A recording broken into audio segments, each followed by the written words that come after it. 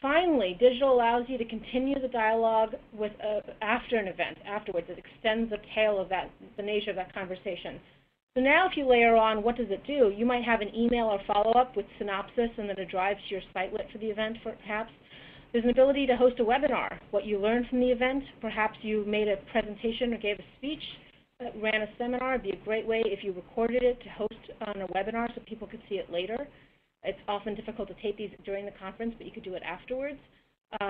There's also an ability to post any of the information that you had on the event. And so what you've done, not only did you have your natural search rankings sort of coming throughout the course of this time period, if hopefully you've bought the correct keywords, and you've been blogging and putting updates via your social media channels as you go, and you've bought the correct paid search terms, what you see is that your event curve, instead of having this huge drop post-conference, you start to see it actually extends along the way, and it takes more.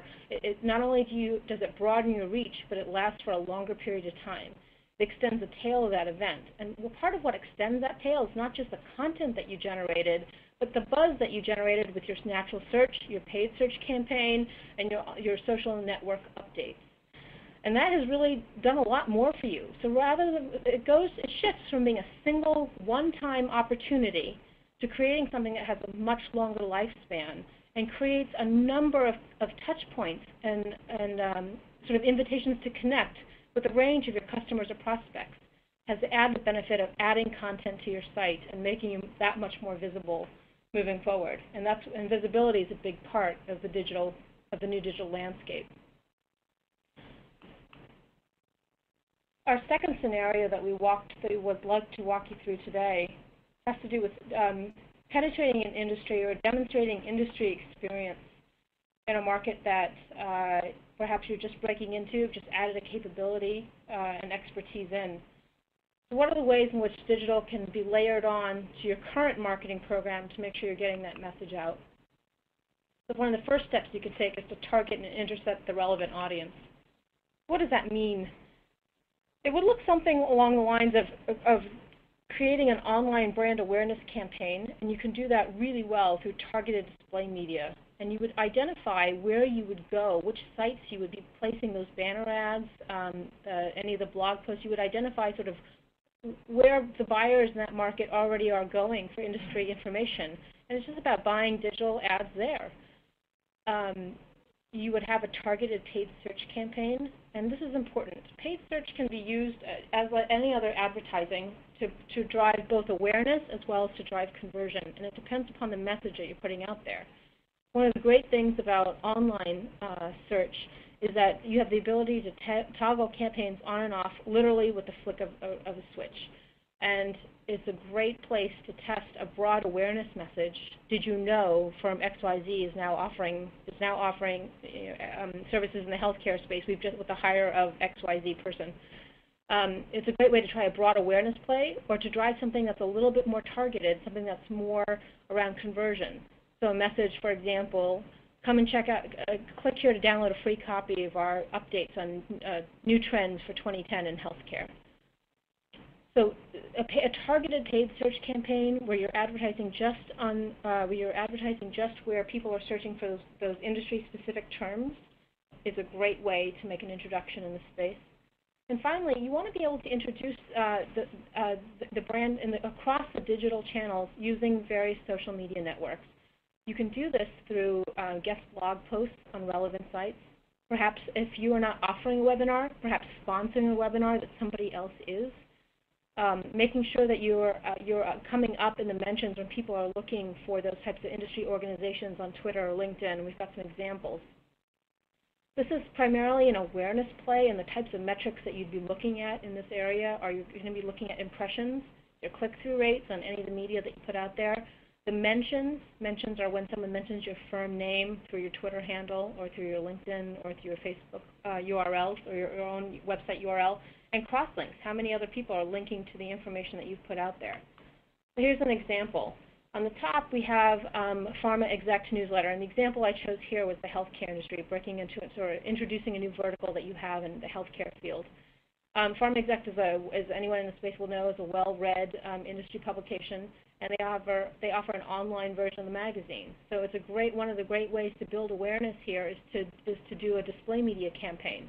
You could also do this on the Wall Street Journal Health blog or MedAd News' website, but those are properties that they are offline properties with online versions that have the right buyers for that particular space. So all you're doing is getting in front of those buyers. With paid search, what it would look like, and here's a sort of it's more of an intercept play. You're looking to intercept relevant searches with a targeted paid search campaign, and you can also use content networks in this area. When you go into Google AdWords, you have the ability to buy placements based on specific searches, or using content networks, which are an aggregation of a number of sites. An example of a content network, for example, is AOL. And paid search, as we talked about in previous webinars, paid search really refers to the top line, the sponsored links. In Google, they appear in the top yellow shaded portion of search results and down the right-hand rail. Bing, they appear in different places scattered throughout search results. Yahoo, they appear in the same place. So that's an example of what, based upon the terms that someone's searching for. In the example we show here, someone's looking for healthcare consulting. You try and figure out what those terms are and then craft a message and a URL for them to link through. And here's an example, actually it's a really good example, where you would not encourage someone to come to your firm's homepage. You would encourage them to come to a lower level page that is focused on healthcare. Part of the success in using online display media and online search is that you want to make sure that based on what someone's looking for, that you are providing the most relevant results. And you can do that by showing that you've listened to what they're looking for. And we gave some more examples of that in our earlier webinar last week, webinar number 2. Here's an example of what that might look like, introducing the brand across digital channels. So you've got an online display media there, a unit on the left, and there's an example where that same property, Farm Exec, that has a website, they also have a blog. So you can sponsor an ad on the blog.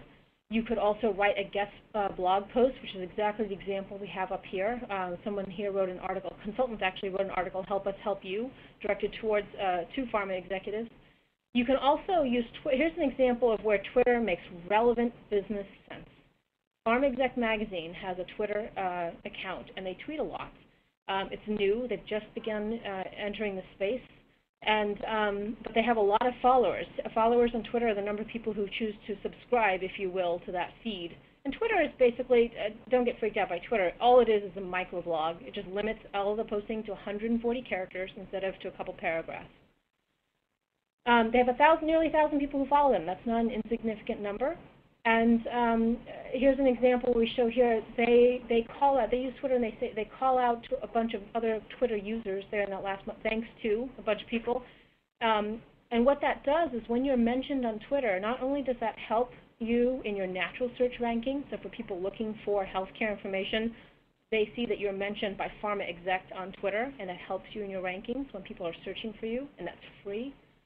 But it also means that anyone who's following Pharma Exec Magazine, they see all of the folks who are listed there. And for example, Saatchi Wellness is a well-known agency that works in the healthcare space, and they've chosen to be they're listed there. So anyone following Pharma Exec Magazine just clicks on them and realizes, wow, there's a whole offering here, and they can easily click through to your site.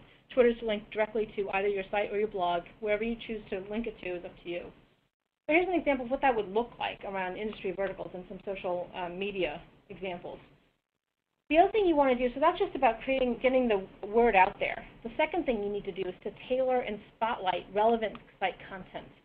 What would that look like? Well,